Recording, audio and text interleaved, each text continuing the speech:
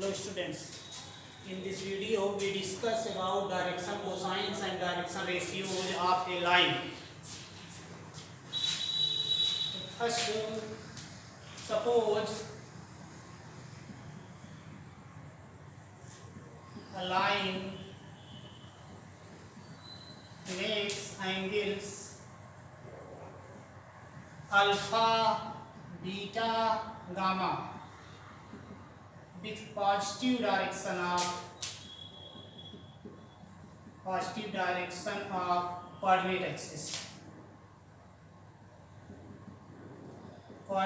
axis. Then the angles alpha, beta, gamma are said to be direction angle of the line. Direction angle of the line.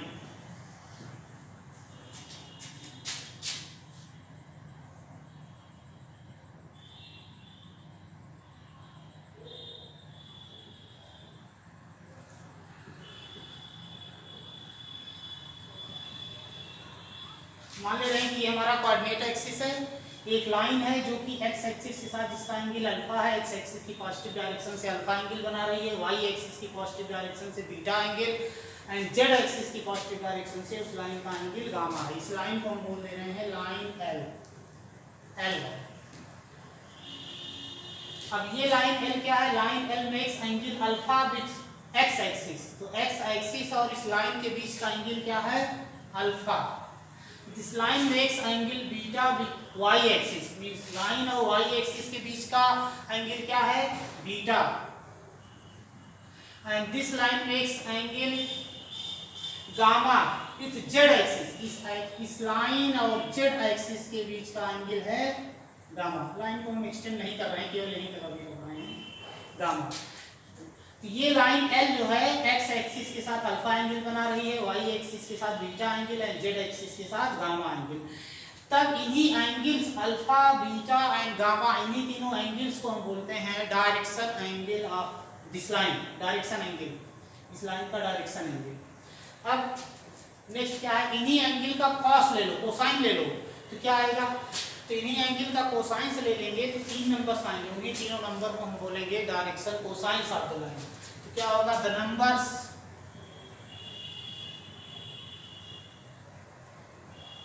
cos alpha, cos beta and cos gamma are called direction cosines. Direction cosines, short में direction cosines को हम लिखते हैं DCS of the line. तो direction cosines क्या होते हैं? Line x axis, y axis और जेड एक्सिस के साथ जो एंगल्स बना रही है उन्हीं एंगल का हम कॉस ले लेंगे।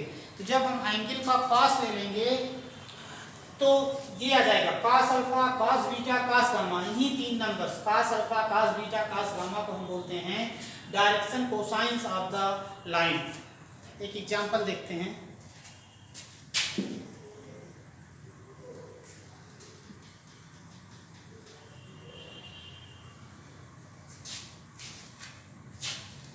Direction cosines of coordinate axis. Example,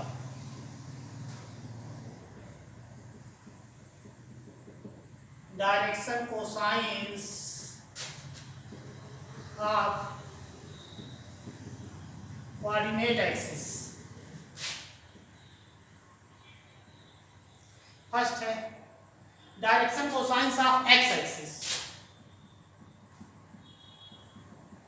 direction cosines of x axis. Suppose this is coordinate axis, x axis, y axis and z axis. This is origin. तो अब हमको direction cosines of x axis का direction cosines find out करना है। तो किसी line का direction cosine क्या होता है? उस line x axis, y axis और जेड एक्सिस के साथ जो एंगल बना रही है उस एंगल का कोसाइन कॉस ले लेंगे और वो जो cos alpha cos beta cos gamma जो आएगा वही होगा लाइन का डायरेक्शन कोसाइन। तो अब यहाँ पर देखो एक्स एक्सिस का डायरेक्शन कोसाइन बताना है। तो जिस भी लाइन का डायरेक्शन कोसाइन बताना है पहले उस लाइन का हम एक्स एक्सिस वाई एक्सिस और जेड एक्सिस के साथ एंगल कैलकुलेट करेंगे।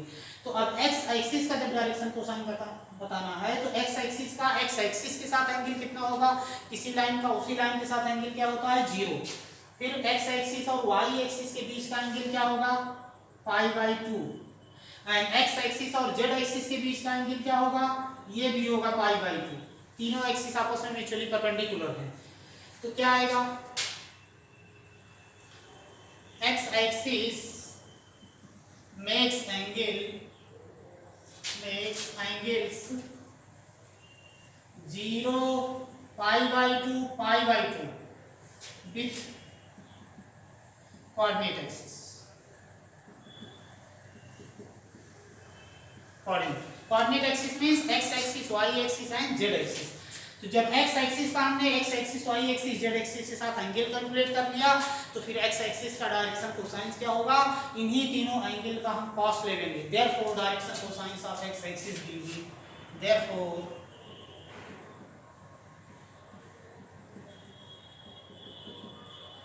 Direction cosines of x axis are cos 0 cos π/2 cos π/2 that is cos 0 की वैल्यू क्या होगी 1, cos π/2 0, cos π/2 0। क्या है डायरेक्शन कोसाइंस 1, 0, 0। तो direction cosines of x axis क्या हो गया 1, 0, 0। सेकंड है direction cosines of y axis. Direction cosines of y axis.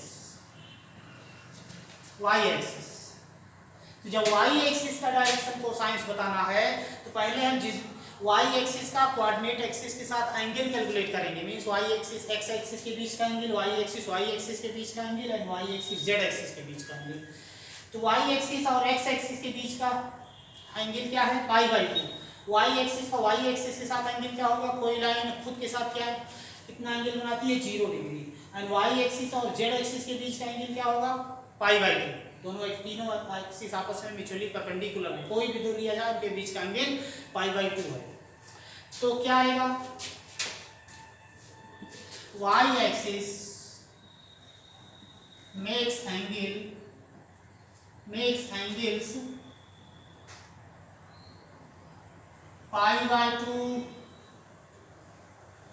0 π/2 with coordinate axis।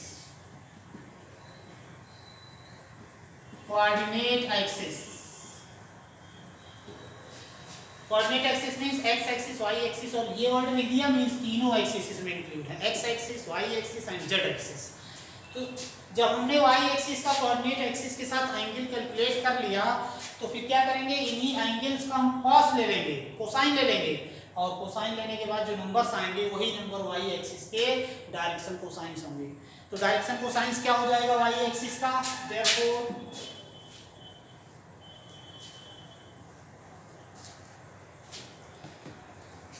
direction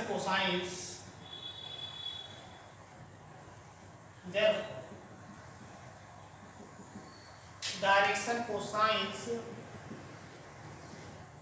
of y axis or cos π/2 cos 0 cos π/2 that is 0, 1, 1, 0, 1, 0। ये आ गया y axis का direction cosines क्या हो गया 0, 1, 0 दैट इज मींस अर्थात। Next है इसी तरीके से हम z एक्सिस का भी डायरेक्शन कोसाइंस कैलकुलेट कर सकते हैं। तो इसको डायरेक्टली लिख दे रहा हूं सिमिलरली, इसी प्रकार से सिमिलरली डायरेक्शन कोसाइंस ऑफ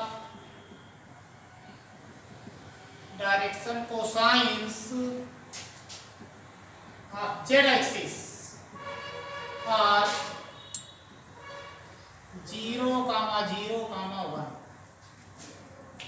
तो हमने एक्स एक्सिस, वाई एक्सिस और जेड एक्सिस का डायरेक्शन कोसाइंस देखा। एक्स एक्सिस का डायरेक्शन कोसाइंस क्या आया 1, 0, 0।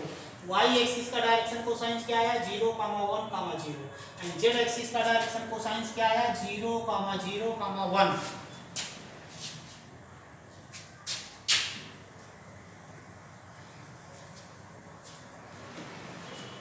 यहाँ इस चीज को नोट करके लिख लेना है, note.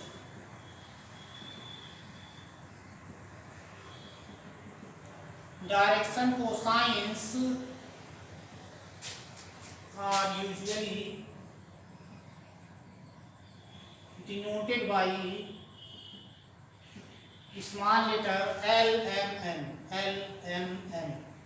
That is L equal to cos alpha, M equal to cos beta, and N equal to cos 1. तो डायरेक्शन कोसाइन को हम यूजुअली स्मॉल लेटर्स LMN से डिनोट करते हैं। नेक्स्ट हम आ रहे हैं direction ratio. Direction ratio of line, direction ratios. Next definition है ये direction ratios.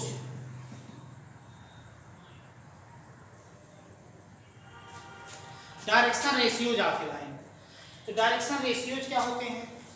Any three numbers ABC which are proportional to direction cosines LMN are called direction ratios of the line. So any three number ABC, any three numbers ABC which are proportional to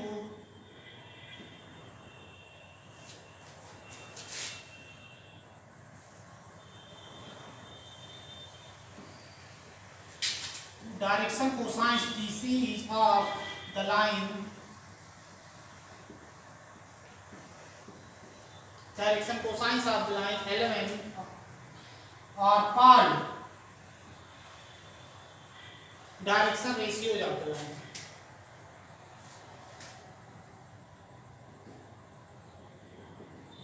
Direction ratios short में इसको हम लिखते हैं DRS of the line.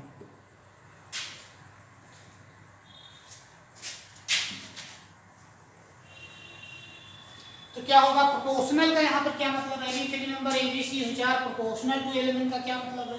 That is L upon A equal to M upon B equal to N upon।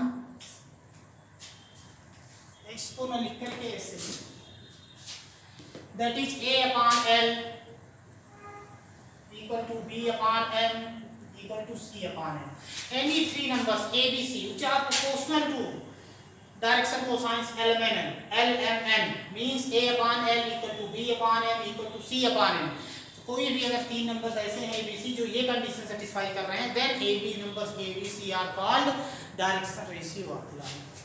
Equal to lambda, हम तीनों को मान ले रहे हैं इक्वल टू लैम्डा से, तीनों इक्वल हैं, हम तीनों को बोल दे रहे हैं lambda, lambda not equal to 0। तो यहाँ से A इक्वल टू कितना हो जाएगा? A इक्वल टू हो जाएगा लैम्डा L। तो लैम्डा L क्या है? L है हमारा cos अल्फा, तो lambda cos alpha. B equal to कितना हो जाएगा?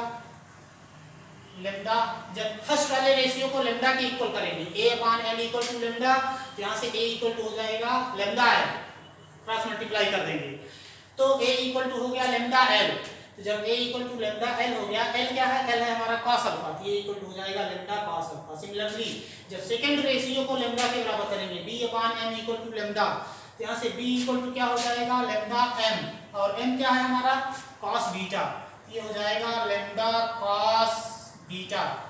एंड C अपॉन N, जब थर्ड रेशियो को हम लैम्डा के बराबर करेंगे तो C upon N equal to lambda, तो C इक्वल टू कितना आ जाएगा? C इक्वल टू आ जाएगा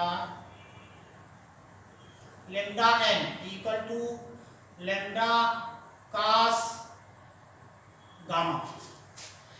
तो डायरेक्शन रेशियो क्या होगा ये लाइन के? thus direction ratio of the line, thus DRS means direction ratios का शॉर्ट फॉर्म है. Direction ratios of line are lambda cos alpha, lambda cos beta and lambda cos. तो direction ratio lambda not equal to 0. तो किसी line का direction ratio find out करने के लिए हम क्या करेंगे, लाइन का डायरेक्शन कोसाइंस पता है, cos alpha cos beta cos, इन्हीं डायरेक्शन कोसाइंस में किसी भी नॉन जीरो नंबर लैम्डा से मल्टीप्लाई कर दो, डायरेक्शन रेशियो मिल जाएगा. डायरेक्शन कोसाइंस पता है, cos alpha cos beta cos gamma, इन्हीं डायरेक्शन कोसाइंस में किसी नॉन जीरो नंबर लैम्डा से मल्टीप्लाई कर देंगे, डायरेक्शन कोसाइंस में डायरेक्शन रेशियो आ जाएंगे. तो अगर लाइन का direction cosines cos alpha cos beta cos gamma है तो डायरेक्शन रेशियो क्या हो जाएगा, lambda cos alpha, lambda cos beta, lambda cos gamma. Lambda is any non-zero number. Lambda equal to 2 ले लो, 2 cos alpha, 2 cos beta, 2 cos gamma. Lambda equal to 3 ले लो, 3 cos alpha, 3 cos beta, 3 cos gamma. Lambda equal to 4 ले लेंगे, 4 cos alpha, 4 cos beta, 4 cos gamma.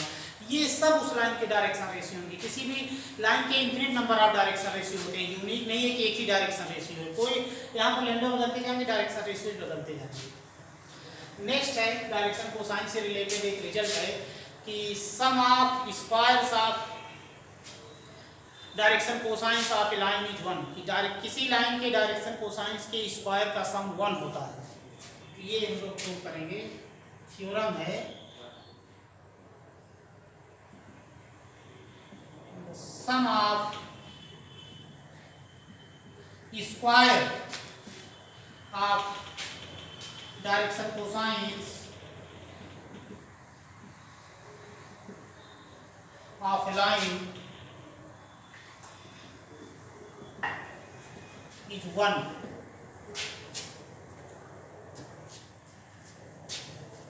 कितना है?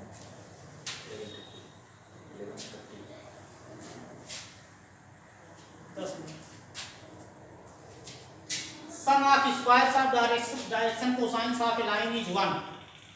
इसको हमको prove करना है. प्रूव करते हैं कि किसी लाइन के डायरेक्शन कोसाइंस के स्क्वायर का सम 1 है. मतलब कि हमको प्रूव क्या करना है, that is n square plus m square plus n square equal to 1. ये हमको प्रूव करना है.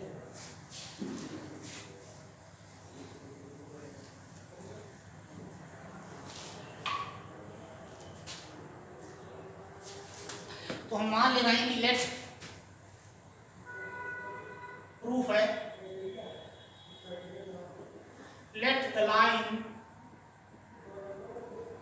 makes angles alpha, beta, gamma with coordinate axis.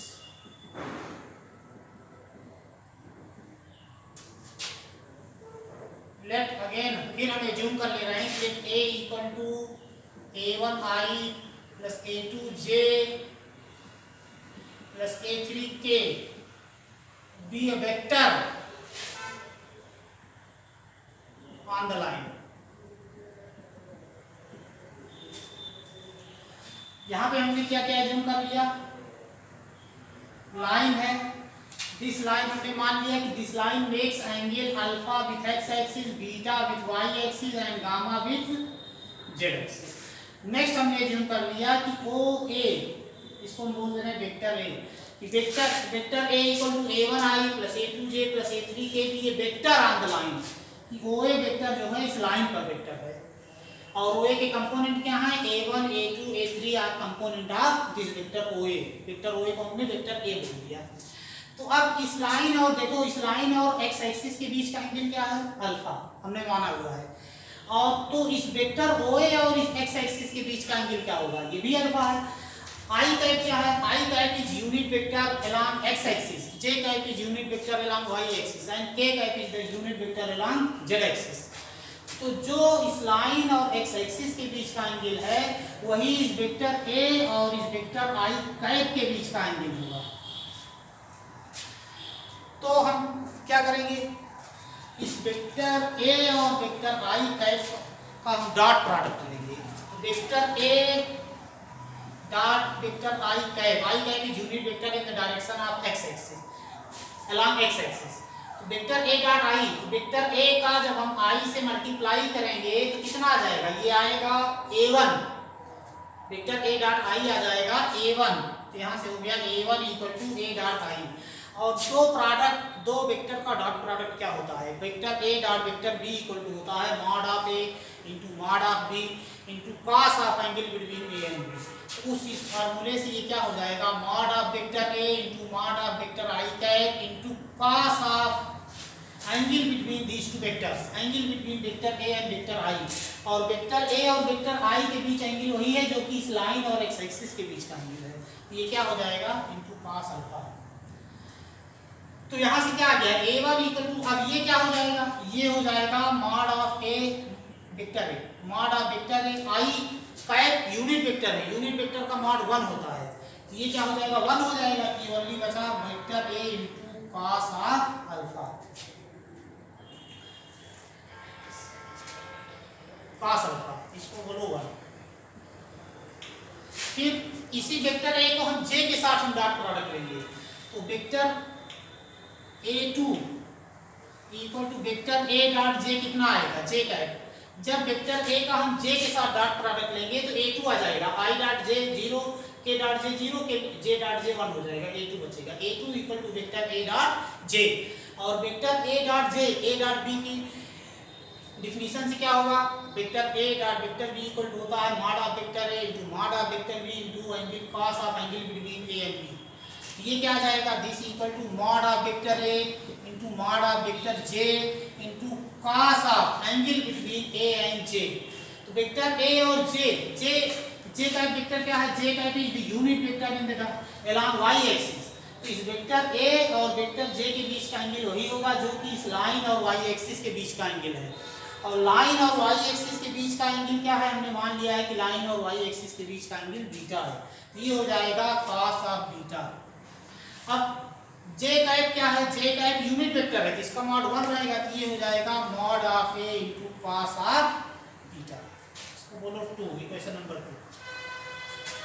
And इसी का वेक्टर a का हम k के साथ हम डॉट प्रोडक्ट ले लेंगे। तो वेक्टर a डॉट k कितना आएगा, k कैप, तो i dot k 0, j dot k 0, k dot k 1 हो जाएगा, ये आएगा a3। तो नेक्स्ट a3 इक्वल टू कितना हो जाएगा, a3 इक्वल टू हो जाएगा vector a dot k cap.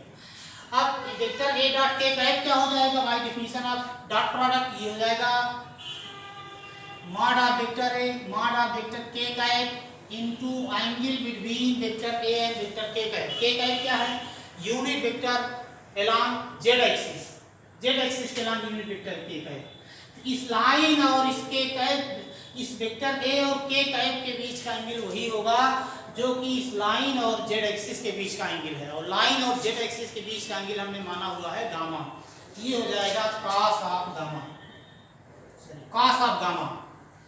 अब k का एक यूनिट वेक्टर है, तो k का एक यूनिट वेक्टर है तो k का मॉड 1 हो जाएगा। तो ये आ जाएगा mod of a into cos of gamma. Okay, अब यहां से क्या आया, इसको बोल दो equation number 3। From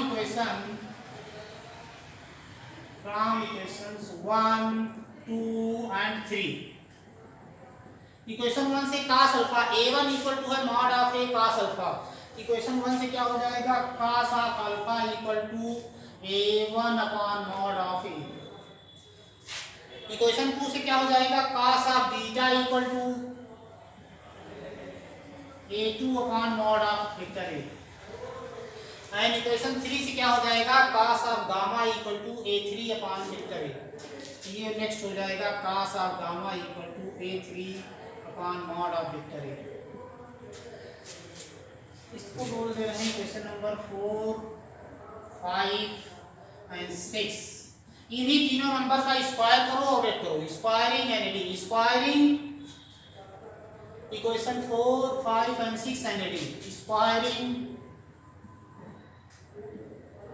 equation number 4, 5 and 6 and adding.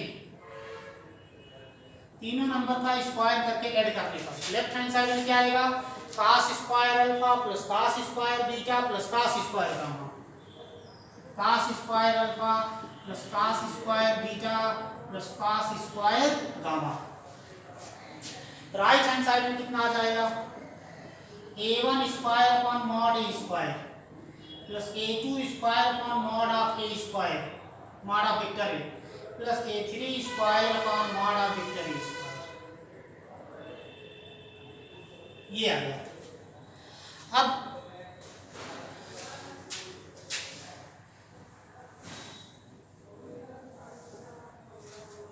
ये क्या हो जाएगा, वेक्टर ए हमारा है a1i plus a2j plus a3k, तो मॉड ऑफ वेक्टर ए कितना हो जाएगा, मॉड ऑफ वेक्टर ये हो जाएगा under root a1 square plus a2 square plus a3 square. तो मॉड ए स्क्वायर कितना हो जाएगा, मॉड ए स्क्वायर, ये स्क्वायर तो घट जाएगा, ये हो जाएगा a1 square plus a2 square plus a3 square. ये आ गया। तो अब यहाँ से क्या हो जाएगा, therefore cos square alpha plus cos square beta plus cos square gamma equal to, denominator तीनों का सेम है, यहाँ स्क्वायर रहेगा, तीनों का डिनोमिनेटर सेम है, यहाँ आ जाएगा mod of a square a1 square plus a2 square plus a3 square. अब मॉड ऑफ ए स्क्वायर क्या है, इसकी वैल्यू यही तो है a1 square plus a2 square plus a3 square. ये क्या हो जाएगा, a1 square plus a2 square plus a3 square upon a1 square plus a2 square plus a3 square equal to 1। तो यहाँ से हमने क्या प्रूव कर दिया कि cos square alpha plus cos square beta plus cos square gamma equal to 1, that is n square plus m square plus n square equal to 1। ये आ गया। यही हमको प्रूव करना था कि sum of squares of direction cosines of a line is 1, कि किसी लाइन के डायरेक्शन कोसाइंस के स्क्वायर का सम मींस जोड़ 1 होता है। नेक्स्ट,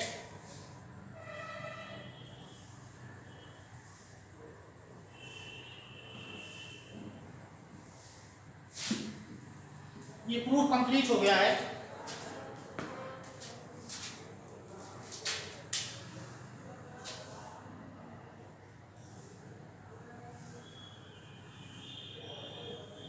अगेन हमने क्या लिया हुआ है, वेक्टर ए हमने क्या लिया हुआ है, वेक्टर ए इक्वल टू है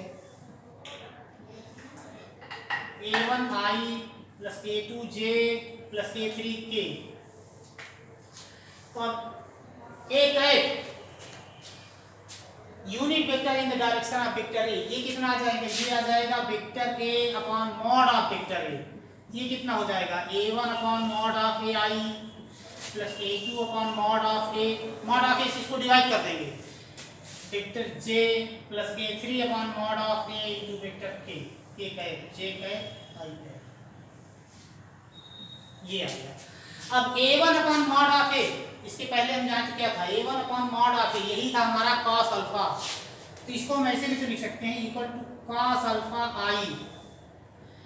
a2 upon mod of a, यही था हमारा cos beta j plus a3 upon mod of a, यही था हमारा cos of gamma, cos gamma. तो vector a cap equal to कितना आ गया, cos alpha i plus cos beta j plus cos gamma k। अच्छा, एक चीज और, इसको बोल रहे हैं हम इक्वेशन नंबर, इसको इक्वेशन दे दे रहे हैं कैपिटल ए या स्टार इक्वेशन डिनोट कर रहे हैं।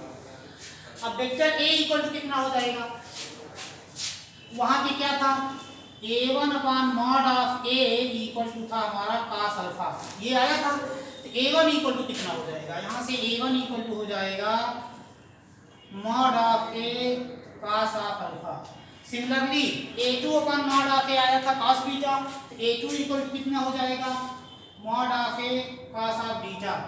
And a3 upon mod of a आया था cos गामा, तो A3 इक्वल टू कितना हो जाएगा, A3 इक्वल टू हो जाएगा mod of A cos of gamma. Starting में जब हमने cos alpha cos beta cos gamma calculate किया था डॉट प्रोडक्ट लेकर के, तो ये आए थे। तो अब यहाँ से वेक्टर ए क्या हो जाएगा, यहाँ से वेक्टर ए क्या हो जाएगा, वेक्टर ए था a1i प्लस a2j, तो वेक्टर ए कितना हो जाएगा a1i plus a2j plus a3k। अब a1 के प्लेस पे हम लिख सकते हैं mod of A cos alpha, ये आ जाएगा mod of A cos alpha I cap, plus a2 की वैल्यू कितनी आ रही है mod of A cos beta, plus mod of A cos of beta J cap, plus a3 की value आ रही है mod of A cos gamma into के cap. ये आ गया, इसको बोलते हैं इक्वेशन डबल स्टार। अब इक्वेशन स्टार से देखो क्या है, ए का है कि unit vector along the line, a क्या है a vector along the line, a हमने कोई वेक्टर लिया है लाइन पर, और ए का क्या है उस वेक्टर के अलोंग यूनिट वेक्टर है वेक्टर की डायरेक्शन में। ए का क्या हो गया unit vector along the line, line के अलोंग कोई यूनिट वेक्टर है। अब ए कैप के कंपोनेंट क्या है, ए कैप के कंपोनेंट है cos alpha cos beta cos gamma. तो ये इक्वेशन स्टार क्या शो कर रहा है कि लाइन के अलोंग किसी यूनिट वेक्टर के जो कंपोनेंट होते हैं वो लाइन के डायरेक्शन कोसाइन होते हैं। और यहाँ पर वेक्टर ए क्या है, वेक्टर ए हमने लिया था vector along the line, vector A हमने क्या लिया था वेक्टर अलोंग द लाइन। तो वेक्टर ए के कंपोनेंट क्या है mod of a cos alpha mod of a cos beta mod of a cos gamma. तो cos alpha cos beta cos gamma तो डायरेक्शन कोसाइंस हैं, उनमें हमने मॉड ऑफ ए से मल्टीप्लाई कर दिया, तो इसके component mod of a cos alpha mod A cos beta mod A cos gamma ये क्या हो गए लाइन के डायरेक्शन रेशियोज हो गए। ये इक्वेशन डबल स्टार क्या शो कर रहा है कि किसी लाइन के अलोंग किसी वेक्टर के जो कंपोनेंट होते हैं वो उस लाइन के डायरेक्शन रेशियोज होते हैं। तो दो बातें आ गई कि लाइन के अलोंग यूनिट वेक्टर जो होते हैं